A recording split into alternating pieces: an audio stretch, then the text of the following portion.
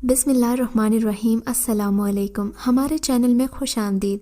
नाजरीन, आज आपके लिए मैं इंतहाई खौफनाक, सनसनीखेज़ और दिलचस्प कहानी लेकर आई हूँ। लेकिन कहानी शुरू करने से पहले आपसे गुजारिश है कि अगर आप हमारे चैनल पर नए हैं तो हमारे चैनल को ज़रूर सब्सक्राइब कीजिए ताकि आपको हमारी वीडियोस सबसे पहले मिलें। आपने अक्सर बुज़ुर्गों को ये कहते सुना होगा कि मगरिब की अज़ान के बाद शयातीन, जन्नात और बलाएँ अक्सर ही आज़ाद हो जाया करते हैं, लिहाजा बच्चे और औरतें घरों में ही रहें तो अच्छा है। हमारी दादी भी अक्सर ऐसा ही कहा करती थीं। हम लोगों का घर गांव में था और आसपास काफ़ी ऊंचे ऊंचे दरख्त मौजूद थे। घर के अकब में कब्रिस्तान भी वाक़ था। इसीलिए शायद दादी अम्मा हर वक्त छोटे बड़ों को यही नसीहतें करती रहती थीं कि कभी भी मगरिब के बाद बच्चों को या फिर नौखेज़ लड़कियों को बाहर नहीं जाने देना। वो अम्मी को भी ताकीद किया करती थी कि बच्चियों को लाल ओढ़नी न ओढ़ने दिया करो। हम लड़कों के लिए भी सख्ती कुछ कम नहीं थी। मगरिब के बाद दरवाजे और खिड़कियां वगैरह बंद कर दी जाती, बत्तियां भी जला दी जाती ताकि अंधेरा ना हो। मैं दादी से अक्सर पूछता कि आप ऐसा क्यों कहती हैं? तब वो कहती कि जिन्नात और शयातीन अंधेरे में ज़्यादा काबिज़ होते हैं। जहाँ रोशनी होती है वो उन्हें इंसानों की मौजूदगी का पता देती है। इसीलिए शाम होते ही घर में बत्ती जला दिया करो। इससे जिन्नात वगैरह इंसान के घर आने से बाज रहते हैं। हालांकि मैं खुद को कोई बच्चा नहीं समझता था, मगर फिर भी मेरी दादी माँ अक्सर अम्मा से कहा करती कि इस बेचारे को अकेले बाज़ार मत भेजा करो, ये बच्चा है। बाज़ार भी काफ़ी वीरान रास्ते से होकर आता है, अगर इसे कुछ हो गया तो फिर क्या होगा। दादी के लिए ये जुमले तो बड़े आम से थे, लेकिन मुझे ये सब सुनकर लगता कि मैं कोई कमज़ोर और बुज़दिल सा लड़का हूँ जिसे अपनी हिफाजत करना नहीं आती। मैं लड़का था, इसलिए शायद बचपन से ही ये आदत मेरी फितरत का हिस्सा थी कि मैं बहादुर बनना चाहता था। लेकिन दादी अम्मा मुझे घर अकेले बाहर ना जाने देती और असर के बाद तो बिल्कुल भी नहीं। जबकि अम्मा मुख्तलिफ़ ख़यालात रखती थीं, कहती थीं कि अब ये बाज़ार नहीं जाएगा, बाहर जाकर दुनिया नहीं देखेगा तो बड़ा होकर अपना घर कैसे चलाएगा। दरअसल मेरे अब्बा बचपन में ही फौत हो गए थे, इस वजह से मैं घर का अकेला लड़का था। बाकी मेरी छोटी बहनें थीं।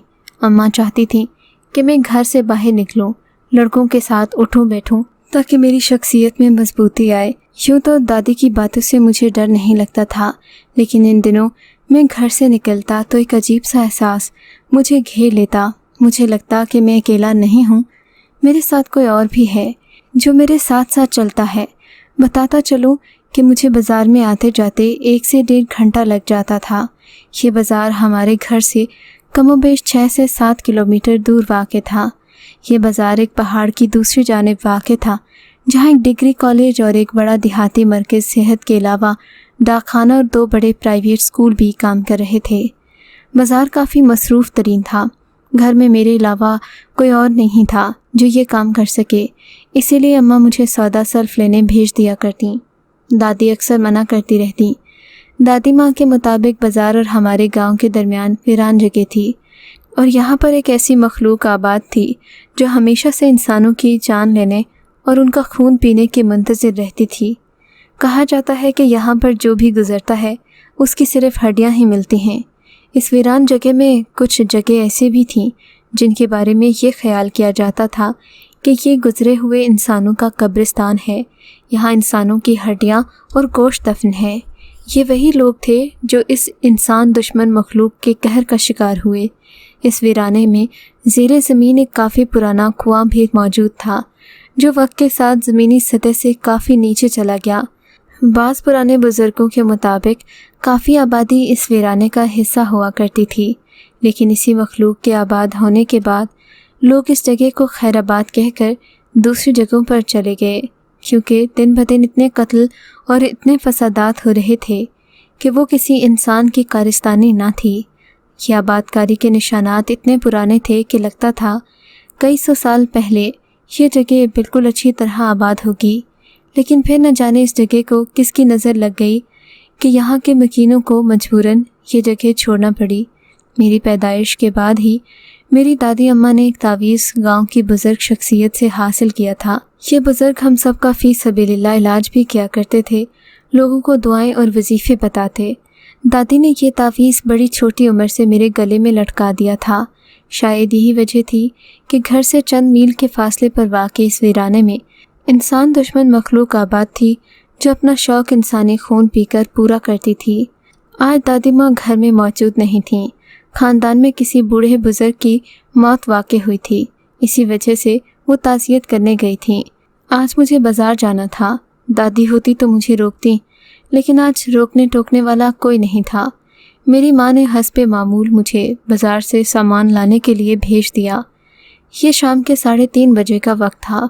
फिर ये इन दिनों की बात है जब सर्दी का मौसम होने की वजह से दिन काफ़ी छोटे थे और मगरिब की अज़ान जल्द हो जाती थी। हवा में हल्की हल्की खुनकी मौजूद थी। ज़रा सी बारिश के बाद फ़िज़ा काफ़ी ठंडी और सर्द पड़ जाती थी। मैं जल्दी जल्दी घर से निकला तो गले में तावीज़ डालना भूल गया था। आधे रास्ते में जाकर मुझे याद आया कि मैं दादी वाला तावीज़ तो घर छोड़ आया हूँ। बहरहाल अब वहाँ से वापस तो नहीं लौट सकता था। बारिश भी शुरू होने वाली थी। आसमान पर काफ़ी गहरे बादल छाए हुए थे। वापस जाता तो हो सकता था कि आधे रास्ते में बारिश शुरू हो जाती, इसलिए मैं तेज़ तेज़ कदम उठाता बाज़ार की तरफ रवां दवा हो गया। मुझे बाज़ार से ज़रूरी अशिया ख़रीदनी थी। डरते डरते मैं उस वीराने में पहुंचा तो मेरा आधा खून सूख रहा था। न जाने क्यों आज मैं ख़ुद को बहुत तन्हा महसूस कर रहा था। खुदा का शुक्र कि मैं बखैर आफ़ियत उस वीराने से निकलकर बाज़ार पहुंच गया। मैंने ज़रूरी अशिया ख़रीदी। हल्की हल्की बारिश शुरू हो चुकी थी। मैं तेज़ तेज़ कदम भरने लगा ताकि जल्दी घर पहुंच सकूं। आज अजीब सी हवा की शाएं पूरे जंगल को हौलाक बना रही थी। जंगल के दरख्तों की वजह से सूरज की रोशनी भी काफ़ी कम नज़र आ रही थी। आधा काम तो बादलों ने ख़राब कर दिया था। यूँ कहिए कि दिन में भी अंधेरा था और फिर जंगल ने तो काली चादर ओढ़ ली थी। अगरचे ये कोई जंगल नहीं था, ये तो बस पक्की सड़क के इर्द गिर्द उगे हुए वो दरख्त थे जिनका घना साया सड़क पर पड़ता था। चलते चलते वो वीराना करीब आ गया। मुझे यहाँ आकर अजीब व गरीब खौफ महसूस होने लगा। अंधेरा मामूल से ज़्यादा बढ़ चुका था, जबकि शाएं की अजीब सी आवाज़ मेरे कानों से टकरा रही थी। पहले तो मुझे ये लगा कि वीराने में मौजूद चीड़ के दरख्तों की चोटियों पर तेज़ हवा की वजह से ये आवाज़ें मुझे सुनाई दे रही हैं, लेकिन थोड़ी देर के बाद मुझे महसूस हुआ कि ये आवाज़ें मुख्तलिफ हैं, हवा की आवाज़ें अलग हैं। फिर जो ही मैं उस वीराने में मौजूद कुएं के करीब पहुंचा, मुझे लगा कि ये आवाज़ें इसी कुएं के पास से आ रही हैं। अब तो जैसे मुझे सांप सूंघ गया था। मैं अपने कदम बचते बचाते उस कुएं से दूर दूर चल रहा था, जैसे कुएं से अचानक पागल कुत्ता निकलेगा और मुझे काट खाने को दौड़ेगा। मैं उस कुएं की तरफ देख भी नहीं रहा था। वो अजीब सा हौलनाक कुआं था। थोड़ी देर गुजरी थी कि मैं कुएं के पास पहुंच गया। मुझे और ज़्यादा डर लगने लगा। मैंने जैसे आंखें तकरीबन बंद कर ली थीं, सर झुका लिया और तेज़ी से कुएं के पास से गुजरने लगा कि एक धमाके की आवाज़ मेरे कानों से टकराई और शाएं की वो आवाज़ें बिल्कुल मेरे करीब आ गईं। तभी मैंने पीछे मुड़कर देखा तो मेरी जान निकलते निकलते बची। कुएं से एक स्याह रंग का हवाला बरामद हुआ, जो देखते ही देखते एक बड़ी बला की शक्ल इख्तियार कर गया। उसका हुलिया इस कदर डरावना था कि मुझे उसे देखते ही खौफ आ गया। उसकी आंखों की पुतलियाँ सिरे से गायब थीं। उसके पूरे का पूरा जिस्म काले स्याह बालू से भरा हुआ था। उसके पाँव इंसानी मुशाबिहत रखते थे, लेकिन इससे कहीं ज़्यादा किसी खूंखार जानवर से मिलते जुलते थे, जिनके नाखून कुत्ते के पंजे जैसे हों। उसका पेट काफ़ी हद तक बढ़ा हुआ था। हाथ भी किसी खूंखार जानवर से मिलते जुलते थे। उसके मुंह से निकलती आग के शोलों को देखकर लगता था कि किसी ने इसके मुंह में आग का चूल्हा जला रखा है। इसके बाजू भी काफ़ी लंबे और बड़े थे, जबकि इसकी उंगलियों के नाखून लोहे की तरह नाकीले थे। वो मेरी तरफ बढ़ रही थी और उसके गले से खौफनाक आवाज़ें निकल रही थीं। ये मंजर देखते ही मेरा रंग फक हो गया। मेरे दिल की धड़कनें तेज़ होना शुरू हो गईं। वो मेरा पीछा कर रही थी। उसकी टांगें इस कदर बड़ी थीं कि वो फासला बड़ी तेज़ी के साथ तय कर रही थी। वो मेरे करीब पहुंच रही थी। उसे अपने पास आता देखकर मेरे सांस फूलना शुरू हो गया। मारे प्यास के गला खुश्क हो गया, जबकि مجھے لگ رہا تھا اب میری روح میرے جسم کا ساتھ چھوڑ دے گی۔ میں کچھ بولنا چاہتا تھا مگر خوف سے میری آواز نکلنا بھی بند ہو گئی۔ سردی کا موسم ہونے کے باوجود میرے ماتھے پر پسینے چھوٹ رہے تھے۔ مجھے لگتا تھا میرے قدم جیسے زمین میں جم گئے ہوں۔ وہ بلا ہولے ہولے بڑھتی ہوئی میری طرف آ رہی تھی۔ اب میرے اور اس کے درمیان محض چند قدم کا فاصلہ باقی رہ چکا تھا کہ اس نے ایک خوفناک چیخ ماری۔ اس کی چیخ دل دہلا دینے والی اور اس قدر اونچی تھی کہ میرے کانوں نے جیسے سننا چھوڑ دیا۔ میں نے ہاتھ میں موجود سامان پھینک دیا اور زندگی اور موت کی کشمکش میں اپنے رب کو یاد کرنے لگا۔ میں نے اپنی زندگی میں موت کو اتنے قریب سے پہلی بار دیکھا تھا۔ اب وہ میرے اتنے قریب آ چکی تھی کہ وہ مجھے بآسانی قابو کر لیتی۔ تبھی اس نے اپنا ہاتھ آگے بڑھا کر میری گردن پر رکھا۔ مجھے لگا شاید کسی نے گرم آگ کے انگارے میری گردن پر رکھ دیے ہوں، لیکن اللہ کی قدرت، اس وقت نہ جانے کیا ہوا کہ پیچھے سے ایک آواز نے اس بلا کو چونکا دیا۔ وہ پیچھے مڑ کر دیکھنے لگی اور اس کے اور میرے بیچ خود بخود فاصلہ پیدا ہونا شروع ہو گیا۔ اس کے چلنے کی رفتار بڑھ گئی اور وہ پیچھے کی جانب چلنے لگی۔ میں حیران تھا کہ ایسا کیا معجزہ ہوا کہ وہ مجھے کچھ کہے بنا ہی پیچھے چلی گئی۔ اس کے جانے سے ایسا لگ رہا تھا جیسے زمین پر آیا زلزلہ یا کوئی طوفان ختم ہو گیا ہو۔ کافی فاصلے پر رک کر وہ میری طرف غصے سے دیکھنے لگی۔ وہ مجھے اپنی خوفناک آنکھوں سے گھور رہی تھی، لیکن لگ رہا تھا کہ وہ بے بس ہے۔ جاتے جاتے وہ واپس کنویں کی طرف مڑ گئی، جہاں سے وہ ایک کالے ہیولے کی صورت میں نمودار ہوئی تھی۔ اس نے جیسے اپنی طاقت کھو دی تھی۔ اس کے چلنے کی رفتار کم ہو گئی تھی۔ اپنے لاغر جسم کے ساتھ اس نے دوبارہ اس کنویں میں چھلانگ لگا دی۔ اس خوفناک اور ڈراؤنی پراسرار شکل کی حامل بلا کا چھلانگ لگانے کی دیر تھی کہ کنویں سے آگ کے شعلے اور کالا دھواں نکلنا شروع ہو گیا۔ مغرب کی اذانیں ہو چکی تھیں۔ اس سے پہلے کہ اندھیرا چھا جاتا، مجھے راستہ نظر آنا بند ہو جاتا۔ میں نے تیزی سے گھر کی راہ لینے کی سوچی۔ تبھی میں نے دیکھا کنویں سے خوبصورت رنگ کی روشنی نکل رہی ہے جو ہولے ہولے آس پاس پھیل رہی ہے۔ یہ دیکھ کر میرے دل پر عجیب سے سرور کی کیفیت طاری ہو گئی۔ نہ چاہتے ہوئے بھی میں کنویں کے پاس رک گیا۔ ایسا لگتا تھا جیسے اس بلا کے مرنے کے بعد یہاں کے لوگ کوئی جشن کر رہے ہوں۔ میں نے تو صرف آیت الکرسی ہی پڑھی تھی جب وہ میرے قریب آئی تھی۔ پھر جیسے اس کے ساتھ قدرت کی طرف سے ہی کچھ ایسی انہونی ہوئی کہ وہ اپنے وجود پر بھی اپنا اختیار قابو نہ رکھ پائی اور جل کر بھسم ہو گئی۔ لیکن اب یہ روشنی، یقیناً یہ روشنی کسی اچھی اور نیک مخلوق کا پتہ دیتی ہے۔ میں نے دل میں سوچا، اندھیری اور کالی مخلوق میں بھلا بلائی کی کیا امید کی جا سکتی ہے؟ اللہ نے جس مخلوق کو نور سے نوازا ہے، یقیناً وہ بری یا شر پسند نہیں ہوگی۔ میں نے اپنے دل کو تسلی دی اور وہاں رک کر دیکھنے لگا۔ تھوڑی دیر گزری تھی کہ کنویں کے باہر مجھے ایک لڑکی بیٹھی ہوئی نظر آئی۔ یہ لڑکی اس قدر اچانک نمودار ہوئی کہ میں اسے دیکھ تک نہیں سکا۔ کنویں کے آس پاس وہ نامانوس سی روشنی ابھی تک پھیلی ہوئی تھی، جو نہ اتنی تیز تھی کہ میری آنکھیں چندھیا جاتیں اور نہ اتنی کم تھی کہ مجھے آس پاس کی چیزیں نظر نہ آتیں۔ لڑکی اس کنویں کے پاس بیٹھی کسی گہری سوچ میں گم تھی۔ مجھے نہ جانے کیوں اس وقت لگا کہ مجھے اس کے پاس جانا چاہیے، اس سے بات کرنی چاہیے۔ پھر دل میں سوچا کہیں یہ اسی بلا کا دوسرا روپ ہی نہ ہو، بہتر ہے کہ میں اس بات سے رک جاؤں۔ لیکن پھر چاہ کر بھی میں خود کو روک نہیں سکا۔ میں اس کے پاس گیا تو اس نے سر اٹھا کر مجھے دیکھا، مجھے سلام کیا۔ میں نے اس کے سلام کا جواب دیا تو وہ مسکرا کر بولی، کیا تمہیں گھر نہیں جانا؟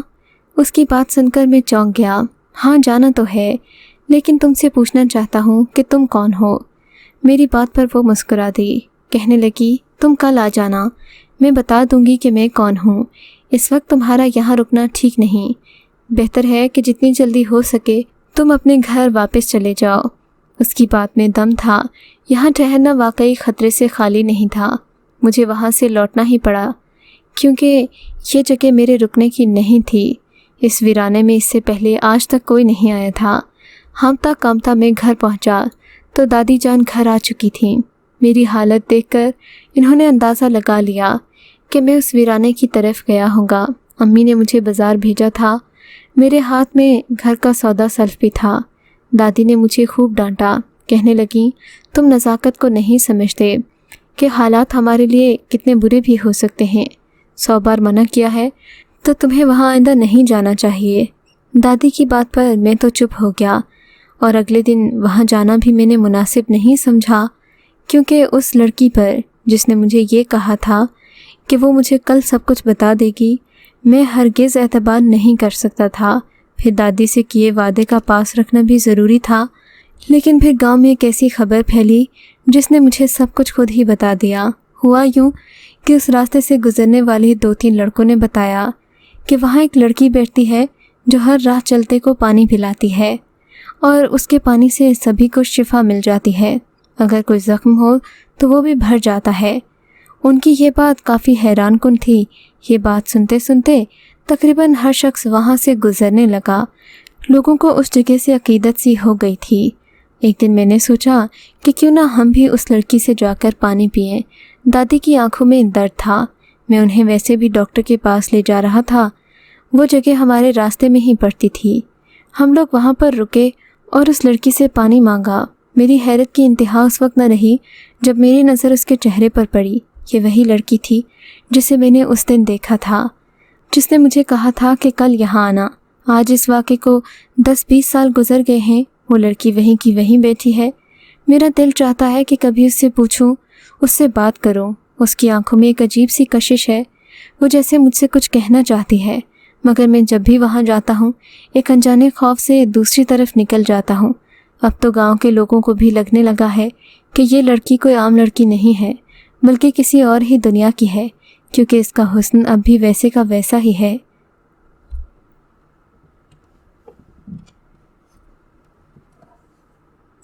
اگر آپ کو یہ کہانی اچھی لگی ہے تو اس ویڈیو کو لائک کیجیے، اور اس طرح کی مزید ویڈیوز دیکھنے کے لیے ہمارے چینل کو سبسکرائب کیجیے۔ اور ہاں، اگر آپ کی کسی دوست، رشتہ دار یا بہن کے ساتھ خدا نہ کرے ایسا کوئی واقعہ پیش آیا ہے تو ہمیں کامنٹ سیکشن میں اس کے بارے میں ضرور بتائیے۔